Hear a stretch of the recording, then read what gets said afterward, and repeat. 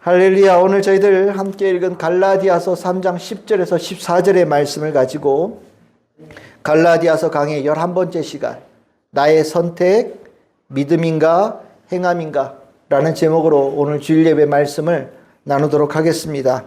오늘 저는 오늘 설교를 시작하면서 여러분들하고 누가복음 12장 16절에서 21절의 말씀을 먼저 말씀을 나누면서 오늘 말씀을 좀 시작하고자 합니다.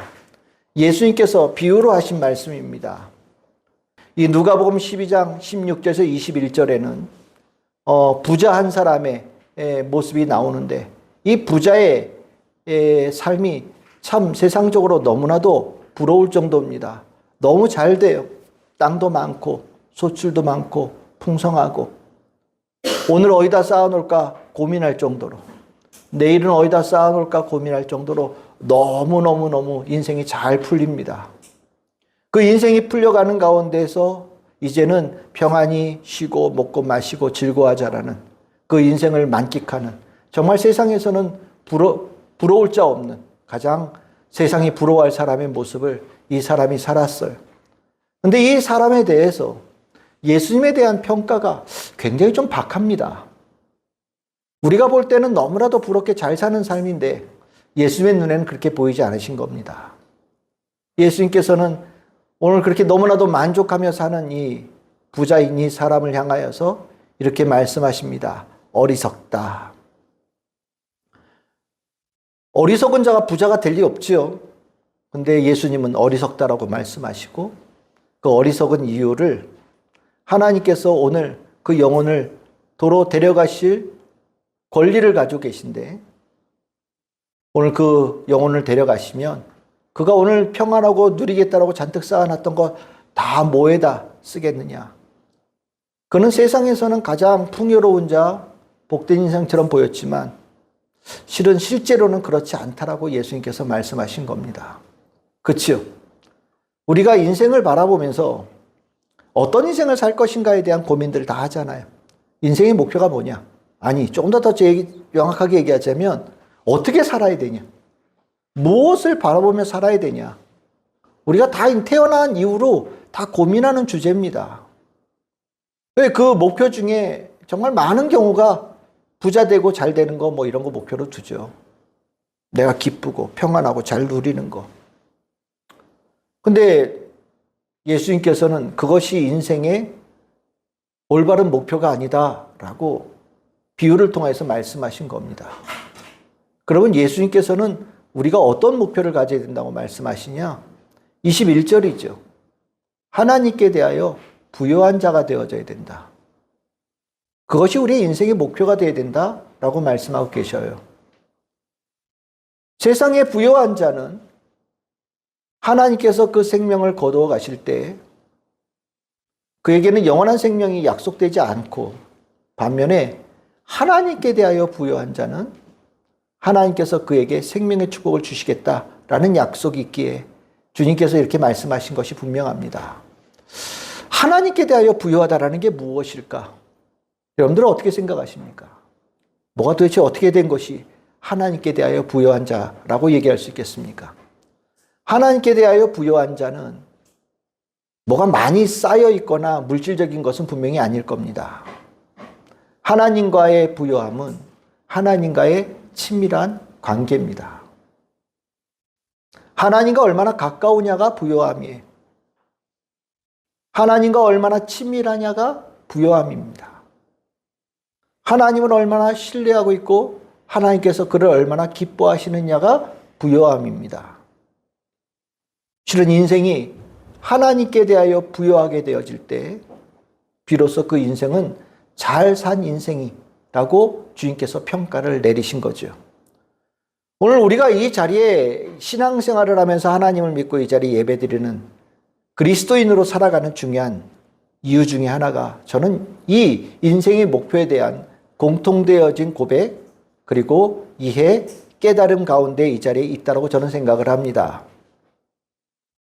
만약 예수님께서 오늘 비유하신 그 부자의 모습, 정말 풍성한 소출, 넉넉함, 즐거움이 이 땅의 부요함이 인생의 목표인 사람들은 아마 오늘 예배를 드리면서도 실은 마음 한편에서는 마음의 절반 이상은 다른 데 가 있는 자의 모습으로 오늘 예배를 드리지 않을까라는 생각이 들어요.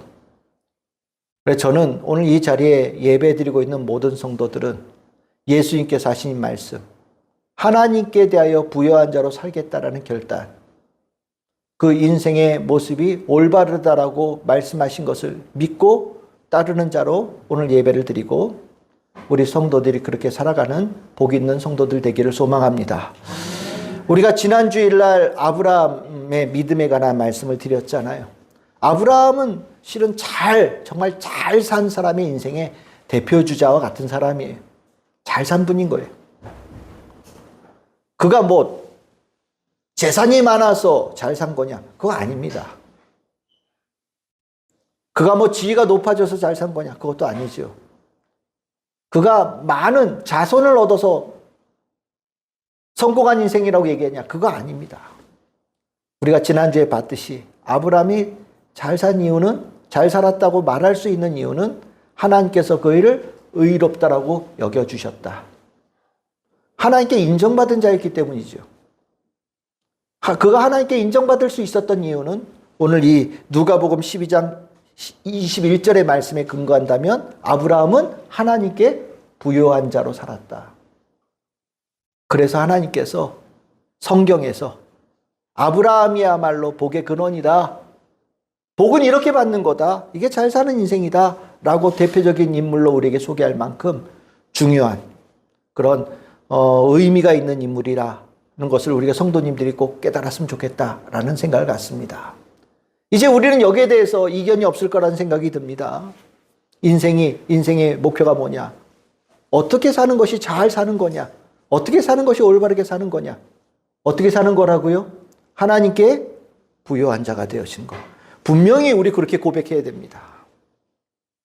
그것에 대한 목표가 흔들리면 그 뒤에는 다 이야기가 귀에 들어오지 않아요. 인생의 목표가 하나님께 대하여 부요한 자로 살겠노라고 결단할 때 성경의 말씀이 은혜가 되어지고 성경의 말씀이 깨달음이 되어지고 내 눈이 열리고 내 삶이 열리는 역사가 일어나는 거예요. 우리가 그 전제 속에서 예배를 드리고 있는 가운데 이제 우리가 두 번째 이제 질문에 만나게 됩니다. 오늘 읽었던 본문과 연관되어져 있는 거예요. 목표는 분명히 그건데 하나님께 부여하게 되어지는 것이 우리들의 삶의 목표가 되어야 되는데 그 길로 가는 길이 도대체 어떤 길을 선택해야 되느냐? 하나님께 대하여 부여한 자로 사는데 그 부욕게 되어지는 길이 어떤 길을 가야 현명한 선택이 되어지느냐에 관한 문제예요. 이거는 하나님께 대하여 부요함에 대한 인생의 목표를 인정하지 않는 자들은 전혀 상관없는 얘기입니다. 전혀 상관없는 얘기예요. 근데 우리가 내 인생의 목표가 하나님께 대하여 부요한 자로 살겠노라고 결단하게 되어질 때 우리는 어떤 길을 선택해야 되느냐에 대한 고민에 빠지게 되어지는 거예요. 오늘 읽은 본문 굉장히 중요한 본문이면서도 성경적으로만 읽으면 잘 무슨 말씀인지 잘 이해가 잘 안 되는 본문이기도 합니다. 오늘 바울은 우리에게 두 개의 길이 있다라고 제시를 해주고 있어요. 그러니까 하나님께 대하여 부욕게 되어지는 길이 사람들에게 하나님을 믿는 자들이 크게 두 개의 길을 제시한다라는 거예요. 그 두 개의 길의 첫 번째의 길이 뭐냐? 갈라디아서 3장 11절.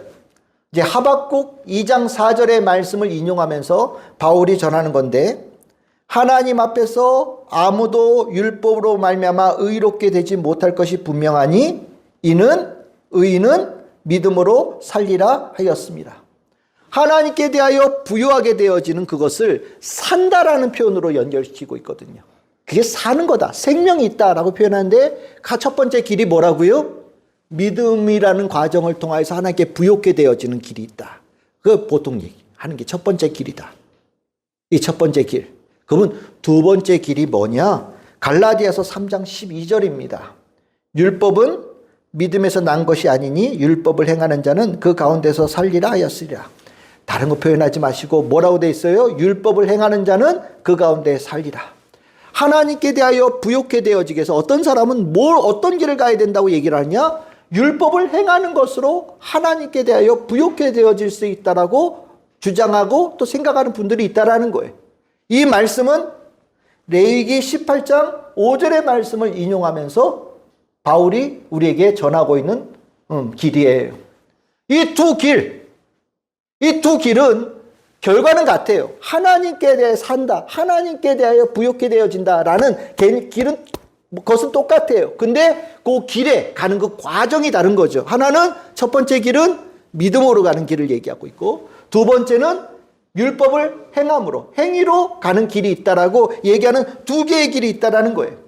이 두 개의 길, 어떤 길이 맞습니까? 두 개의 길이 있을 때 실은 이게 사지선다형도 어려운데요. 실은 이 OX 문제도 이게 쉬운 게 아니에요. 정말 OX 문제가 굉장히 어려워요. 어떤 게 맞는 건지 두 개를 갖다 놓고 있으면 이것도 맞는 것 같고 저것도 맞는 것 같거든요. 그러다 보니까 참 OX도 우리들의 심령에 적지 않은 혼란을 줍니다. 갈라디아서 쓰고 있잖아요. 갈라디아에 있는 성도들, 갈라디아 지역에 있는 교회 성도들이 이 문제에 부딪혀서 혼란을 겪고 있는 거예요. 하나님께 의롭다 여김을 받는 것, 하나님께 인정받는 것, 하나님께 부욕해 되어진 자가 되겠다라고 다 결단한 건 맞아요. 그런데 갑자기 그들에게 두 개의 길이 있다라고 길이 제시가 되어지면서 바울은 이 길이 옳다고 얘기하고 어떤 사람들은 이 길이 옳다고 얘기를 하다 보니까 중간에서 갈라디아 교회 성도들이 흔들기 시작한 거예요. 혼란이 일어나기 시작한 거죠. 여러분들은 이 혼란 혹시 없으십니까? 하나님께 부욕해 되어진다라고 하는 이 부분에 믿음으로 가는 길과 율법의 행위로 가는 그 길, 어떤 길이 옳으냐 틀리냐에 대한 혹시 헛갈리거나 갈등이 있거나 잘 모르는 혹시 성도님들이 계십니까? 우리가 이 혼란스러움에 대해서 우리가 바울 사도에 대해서 굉장히 감사한 것은 바울이 이 부분에 대해서 어떤 길이 옳은지를 우리에게 확실하게 가르쳐주는 아주 정말 좋은 선생님으로 우리에게 오셨다라는 거예요. 정말 바울은 하나님께 주신 특별한 통찰력을 통하여서 이 두 개의 길 중에 어떤 길을 선택하는 것이 현명하고 지혜로운 것인지를 아주 명확하게 가르쳐주고 우리가 그 길을 따라갈 수 있도록 인도해준 아주 중요한 사도의 역할을 한 분이 바로 바울 사도입니다. 그래서 오늘 그 두 개의 길에 대해서 바울이 도대체 어떻게 설명했고 어떤 길을 선택하는 것이 현명한 것이라고 얘기하고 있는지를 오늘 좀 나눴으면 좋겠어요.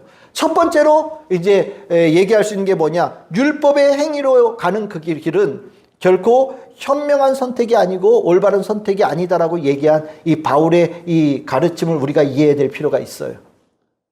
우리가 성경을 이해하면서 이 저주라는 단어가 굉장히 강한 인상을 받는 단어이다 보니까 율법을 따르는 이 길을 굉장히 좀 뭐라고 그러냐, 완전히 몹쓸 길로 이해하거나 정말 잘못되어진 길에 최악의 길로 생각하는 경향들이 있는데 실은 성경에서 율법을 길을 통하여서 하나님께 부욕해 되어진다라고 가르침은 분명히 성경에 있는 말씀입니다. 성경에 있는 말씀이라는 게 중요한 거예요. 분명히 레위기에 하나님의 말씀을 지키는, 율법에 지키는 그 행위로 하나님께 대하여 살 것이라는 말씀이 성경에 들어있어요. 그러니까 우리는 이 성경에 들어있는 이 말씀을 어떻게 이해할 수 있느냐를 고민해야지. 그 부분에 대해서 우리가 버리는 것으로 선택되어지는 것은 성경의 중요한 은혜와 또 주님께서 우리에게 주신 선물을 버리는 것과 똑같은 겁니다. 여러분들 그 길이 뭐냐? 여러분들 길이냐 길이 아니냐는 뭘로 구분합니까? 길이냐 길이 아니냐는 목표지에 도달할 수 있느냐 없느냐로 저는 구분된다고 생각해요. 그렇죠? 목표지에 도달할 수 없으면 그건 길이 아니에요. 그런데 어떻게 되어지든 목표지에 도달할 수 있으면 길이 되는 겁니다. 그러니까 저는 율법의 행위로 하나님께 부욕해 되어지는 것도 성경에는 길이라고 얘기하고 있다고 저는 생각을 해요. 길이에요. 길인 거예요. 다 길이에요. 다 길이니까 이 길이 도대체 어떤 것이냐가 중요한 거죠. 이 길, 좁은 길이어도 가다가 심해지는 길이라도 그게 연결되어 있으면 그건 길로 인정할 수 있어요. 다만 쉬운 길이 있고 어려운 길이 있고요. 통과할 수 있는 가능성이 열린 길이 있고 통과할 가능성이 거의 없는 길이 있을 뿐이죠. 바울은 이 두 개의 길을 다 하나님께서 주신 길이지만 그 중에 우리가 통과할 수 있는 길과 통과하기 힘들고 거의 갈 수 없는 길이 있다는 것을 제시하면서 통과할 수 있는 열린 길을 선택하라고 바울이 가르쳐주고 있는 거예요. 우리가 율법의 길, 오늘 갈라디아서 3장 10절을 다시 보면 무릇 율법행위에 속한 자들은 저주 아래에 있나니 기록된 바 누구든지 율법책에 기록된 대로 모든 일을 항상 행하지 아니하는 자는 저주 아래에 있는 자라 하였음이라 라고 말씀을 적고 있거든요. 이 말씀은 신명기 27장 26절을 인용하면서 쓰신 말씀이에요. 이 말씀이 무슨 의미냐면 길인데 정말 통과하기 어려운 길처럼 얘기한다라는 거예요. 저는 이 길 생각할 때마다 어떤 길을 떠올리냐면 중국에 가면 장가게라는 데 있거든요. 산이 험난한데 여기 길 있죠. 암벽에 이게 길이라고 만들었다는 게 신기한 거예요. 실은 이거는 그나마 좀 나은 길이고요. 어떤 거는 이렇게 철근으로 이렇게 디귿자로 만들어 놓은 걸 이렇게 건너가고 줄 하나 이렇게 의지해서 올라가는 길이 있어요. 이거 여기 보이십니까?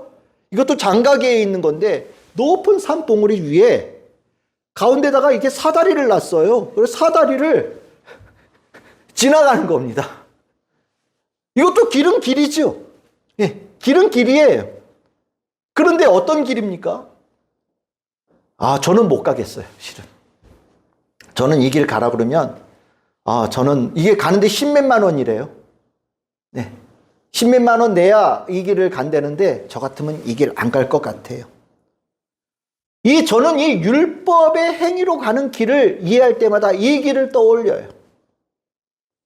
율법의 행위로 가는 그 길을 통해서 하나님의 부요한 자로 갈 수 있는 가능성은 있는데 그 가는 길이 낭떠지를 통하고 없는 길을 막 정말 찾아서 막 죽을 고비를 넘기면서 가야 될 길이 바로 그 길이 것으로 저는 이해를 하고 있습니다.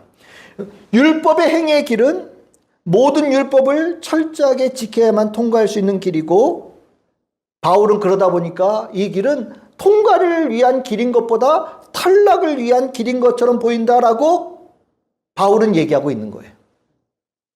그러면 우리는 물어봅니다. 그럼 설계가 잘못된 거 아니냐? 애당초 없는 데다 길 만드신 거 아니냐? 그러니까 하나님께서 설계가 잘못되게 만드신 거 아니냐? 우리는 그렇게 이해할 수 있을지도 몰라요. 그런데 여러분들, 하나님께서 율법의 길을 이스라엘 백성에게 주셨을 때 그 길이 어떻게 난 길이냐면 길이 없는 곳에 길을 내신 거예요. 광야가 어떤 곳입니까? 길이 없는 곳이에요.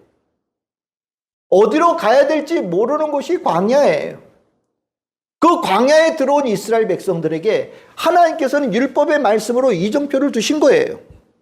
하나님의 말씀을 따라서 하나하나 통과해 가면 어디에 이른다고요? 가나안 땅에 이르고 하나님께 부욕게 되어지는 그곳에 이를 수 있다라고 하나님께서 길이 없는 곳에 율법의 말씀으로 이정표를 세우시고 그것을 따라가게 만들어 놓으신 거예요.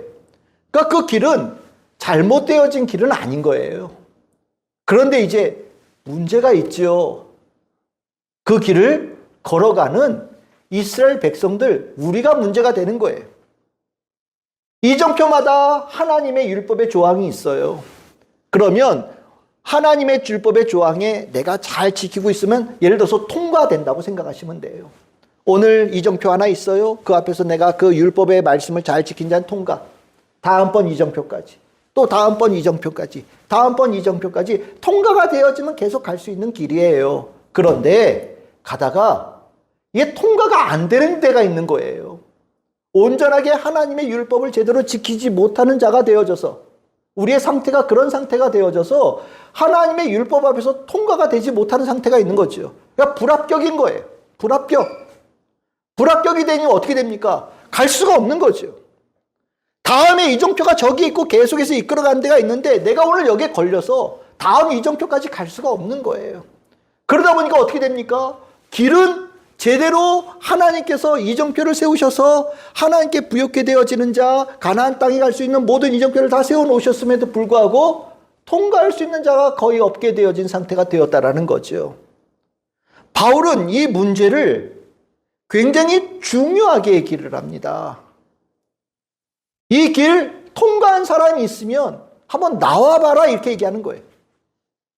우리가 그동안에 많은 죄에 물들어져 있어서 하나님께서 우리들의 삶을, 우리의 마음을, 우리의 중심을 지켜보실 때 하나님의 율법에 대해서 온전하게 지키는 자가 거의 없는 상태가 우리가 상태가 되었다라고 솔직하게 고백하면서 나부터 그랬다라고 얘기를 하는 거거든요. 나도 그 길을 걸어갔고 그 길에 완주할 수 있다라고 생각했던 사람이 나다라고 바울이 얘기를 해요. 나 열심히 지켰다. 철저하게 지켰다. 하나님의 율법에 대하여서 내가 지키는 것으로 하나님께 부욕해 되어지기 위해서 내가 최선을 다했다. 누구보다도 앞에 있던 사람이다. 그런데 나도 보니까 얼마 못 가서 주저앉아 있더라. 나도 불합격이더라. 내가 불합격되어졌을 때 얼마나 슬프고 괴롭고 좌절감을 느꼈는지 모른다라고 바울이 얘기하는 거예요. 그 좌절하고 있을 때가 언제냐? 부활하신 예수님 만나서 눈 멀었을 때가 아닐까 싶어요. 갑자기 안 보이고 가야 될 길이 어딘지도 모르겠고 주저앉게 되어지는, 정말 아무것도 안 보이니까요. 그런데 지금 바울이 실패했던 그 길을 또 누군가가 와가지고 갈라디아 교인들에게 가르치는 거예요. 이 길이 옳은 길이에요. 이 길이 원래 있던 길이에요. 이 길로 가야 되지 않겠습니까? 바울은 그 사람이 잘못되어져 실패한 거예요. 이 길로 우리는 갈 수 있고 하나님께서 우리에게 가라고 명령하신 길이고 우리는 가야 되는 겁니다. 이 길이 원래 길이고 이 길이 하나님께서 인정하신 길이에요. 라고 이야기를 하다 보니 갈라디아 교인들도 그런가? 라는 생각이 든 거죠. 근데 바울은 그걸 가르치는 사람을 이렇게 보니까 어떤 생각이 들겠어요? 나도 못 통과했지만 쟤들은 나보다 더 못한 애들이야. 그래? 나도 통과 못했는데 쟤들이 어떻게 통과하겠어요? 너희들 가봐. 다 불합격, 탈락. 그걸 따라가는 갈라디아 교회 성도들 다 탈락. 다 불합격이라는 게 눈에 보이는 거예요. 가르치는 자도 불합격이고 그거에 현혹되어져 따라가는 자도 불합격이고, 결국 우리가 길은 있는데 그 길을 걸어갈 수 있는 자격이 안 돼서 통과할 수 없다라는 것이 바울의 가르침입니다. 우리가 길은 맞아요. 근데 그 길에서 통과할 수 없으면 그 길은 어떤 길이 되느냐? 저주의 길로 될 수 있다라고 바울이 가르치는 겁니다. 이 가르침을 우리가 이해를 해야 돼요. 이해를 해야 그 다음에 믿음의 길의 가치를 이해할 수 있게 되어집니다. 두 번째 바울이 가르치는 길은 믿음의 길이에요.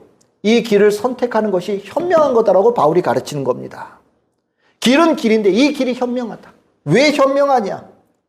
그 길에 예수님께서 그 모든 것들에 대하여 우리의 부족함을 주님께서 해결해 주시면서 그 길을 통과할 수 있게끔 만들어 주셨기 때문에 그 길을 선택하는 것이 현명하다라고 얘기합니다. 여러분들, 예수님께서는요, 내가 예수님이라고 생각해 봅시다.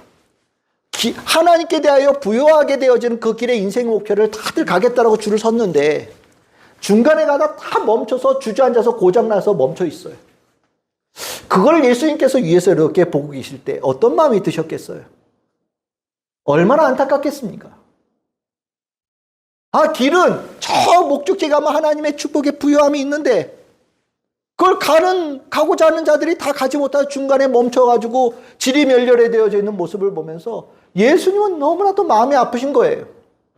그래서 예수님께서 그 도달하지 못하는 모든 인생들을 도달하게끔 도와줘야 되겠다. 도달하게끔 만들어줘야 되겠다라는 마음을 가지셨다라는 겁니다. 그 도달하겠다는 마음을 갖게 되어지면서 이유를 분석하신 거죠. 그 이유가 뭐냐? 율법을 철저하게 지키면서 가야 되는데 율법을 철저하게 지키지 못하니 고장나서 저기 있구나. 그러니까 예수님께서 첫 번째 하신 일이 뭐냐? 율법을 완전하게 다 이행하시고 준수하시고 완성하신 그 일을 하시기로 작정하신 거예요. 우리가 우리 오락 게임할 때 미션 컴플리트라는 거 있죠. 그 판을 깨지 못하는데 예수님께서 그 판을 완전히 종결시켜 주신 거예요. 율법에 대해서 해결하지 못하는 그 모든 문제를 주님께서 해결하여 주시고, 그리고 두 번째는 그 율법을 제대로 지키지 못하여서 벌받고 있고 징계받고 있고 주저앉고 있는 사람들의 그 벌점, 쉽게 얘기합시다. 벌점들. 우리 범칙금 있잖아요. 뭐 잘못하면 벌점 받잖아요. 벌점 받아가지고 고생하고 있던 모든 벌점들을 예수님께서 다 짊어지시고, 예수님께서 십자가에서 그 벌점들을 다 지워버리셨다라는 거예요. 그러니까 이 벌점을 받아가지고 앞으로 가지 못하던 모든 이들이 이제 다시 하나님께 대하여 부욕해 되어지는 길을 나설 수 있는 상태를 만들어 주셨다라는 거죠. 그리고 예수님께서 내가 이 모든 것들을 다 미션 컴플리트를 했으니 이제 율법을 보지 말고 누굴 보라고요? 나를 보고 내 뒤를 따라오거라 라고 예수님께서 말씀하시는 거예요.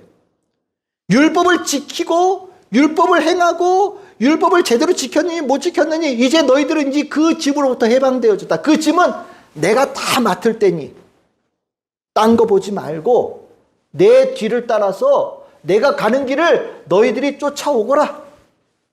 그러면 내가 너희들 모두를 하나님께 대하여 부요한 자로 만들어 주겠다라고 주님께서 우리에게 말씀하셨다라는 거죠.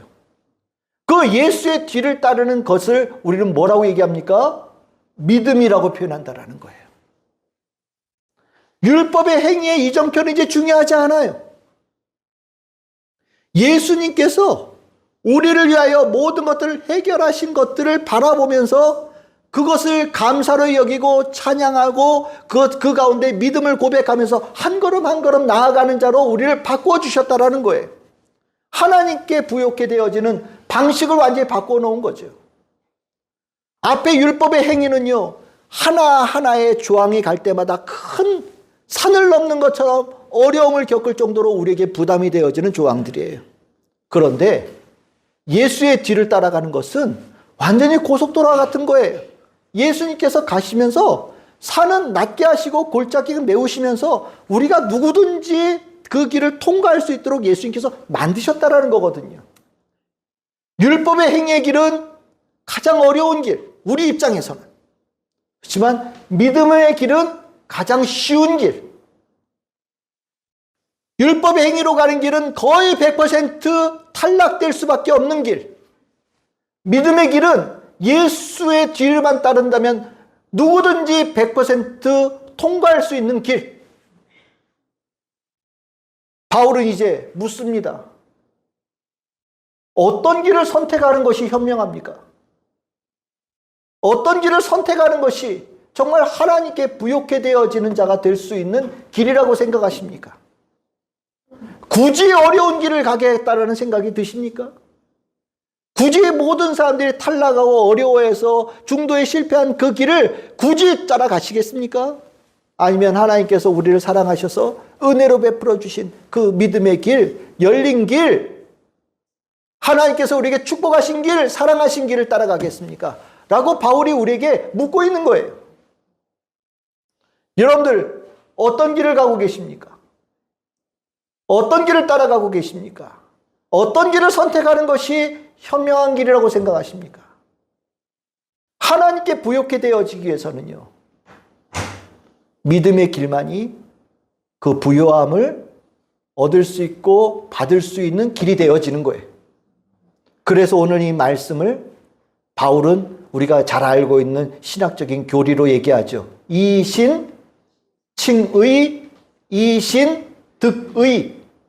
믿음으로써 의롭다함을 받는다.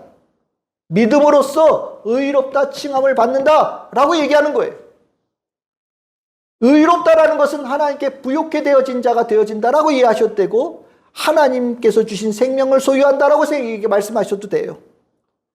믿음으로 가는 그 길에 우리의 인생의 목표, 그것이 성취되어지는 것이 있다라고 바울이 가르치는 겁니다. 우리가 이 믿음의 길은 하나님께 부욕해 되어지기를 원하는 자에게 의미 있는 길이에요. 왜 이런 말씀을 드리냐면, 앞에 봤듯이 세상에 대해서 부욕해 되어지는 자에게 이 믿음의 길은요, 별 의미가 없을 수 있어요. 믿음으로 가는 그 길은요, 세상에 부욕해 되어지는 것을 이루어가는 길이 아니에요. 그러다 보니까 많은 이들이 헷갈려 합니다. 인생의 목표가 하나님께 대해 부욕해 되어지는 것이 인생의 목표가 아직 안 되었다는 걸 숨겨요.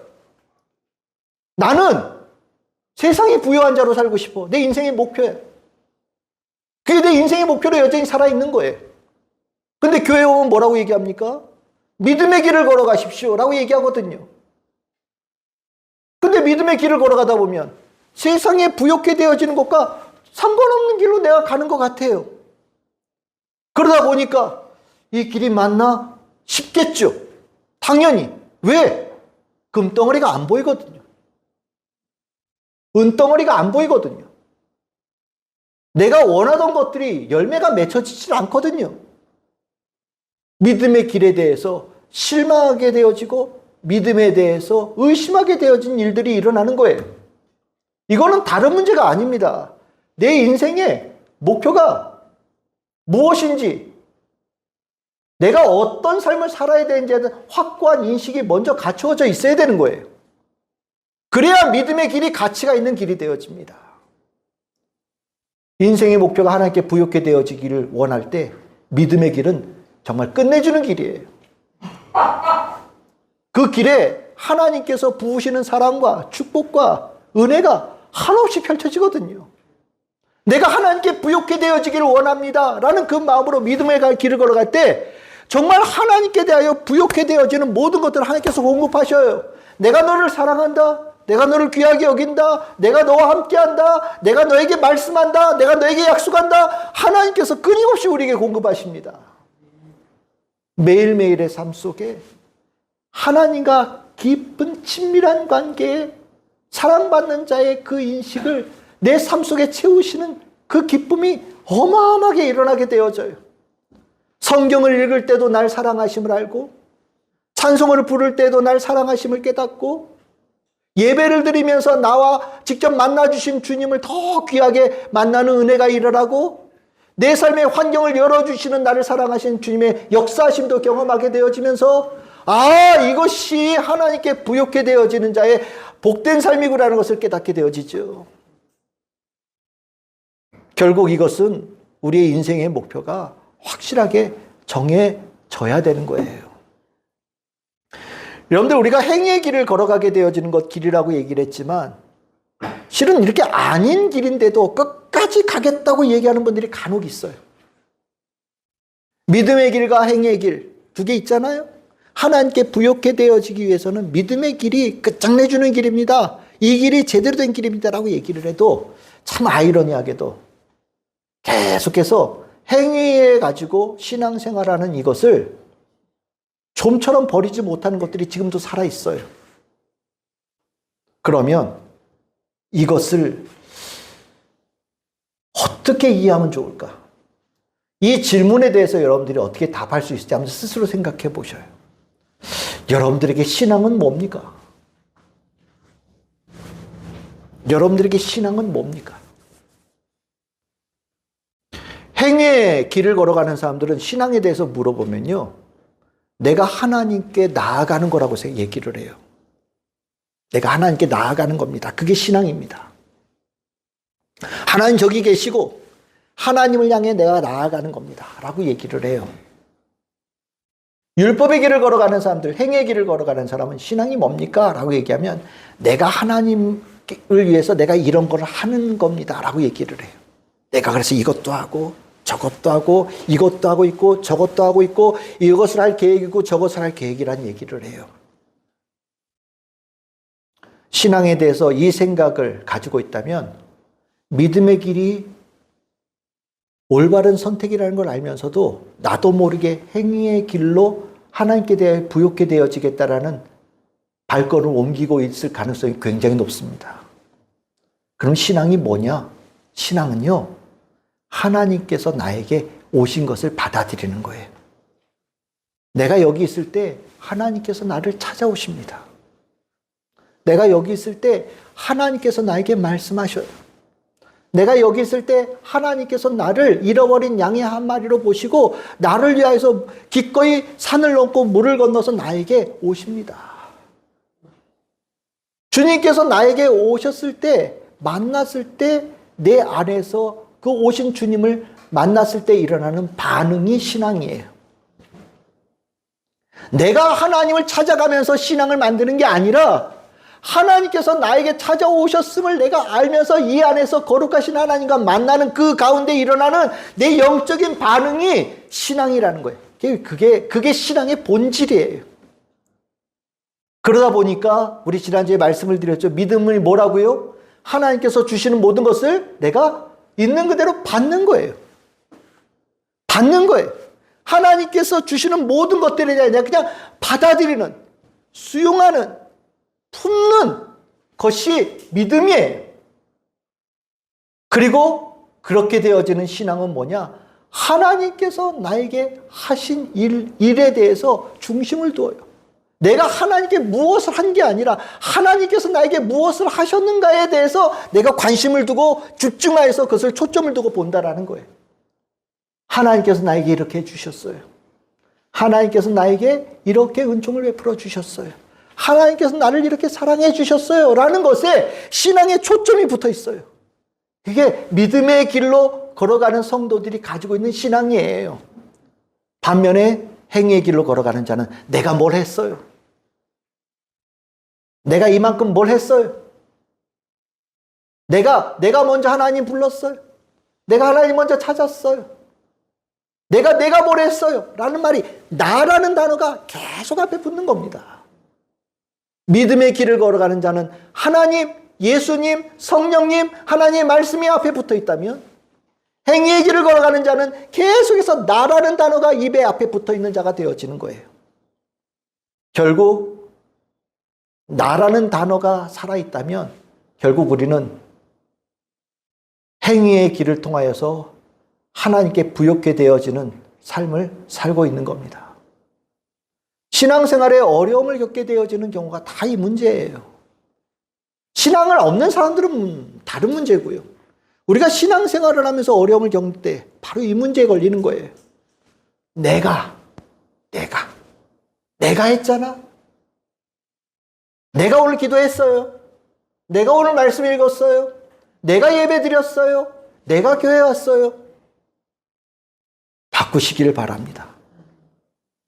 하나님께서 나로 하여금 기도할 수 있게끔 해주셨어요. 하나님께서 나로 하여금 하나님의 말씀을 읽을 수 있도록 인도해 주셨어요. 하나님께서 나에게 말씀해 주셨어요. 하나님께서 나에게 교회에 올 수 있도록 이끌어 주셨어요. 하나님께서 오늘 나에게 예배 드리는 자로 불러주셨어요. 저는 오늘 주님의 인도함 가운데 살아가는 사람입니다. 라고 고백하게 되어질 때 믿음의 길을 걸어가는 성도의 삶을 살고 있는 겁니다. 바울은 오늘 이 말씀이 굉장히 중요한 말을 한 거고요. 이 갈라디아서 10장에서 14절에 이르는 이 말씀은 굉장히 신학적으로 교리적으로 많은 것을 품고 있는 말씀이에요. 우리 성도들이 이 말씀을 잘 이해하여서 신앙이 올바르게 세워질 수 있기를 바라고 우리 성도들의 삶의 길도 믿음의 길로 나아가는, 그래서 진정으로 하나님께 대하여 부욕해 되어지는 축복의 성도들 다 될 수 있기를 주님의 이름으로 축복합니다.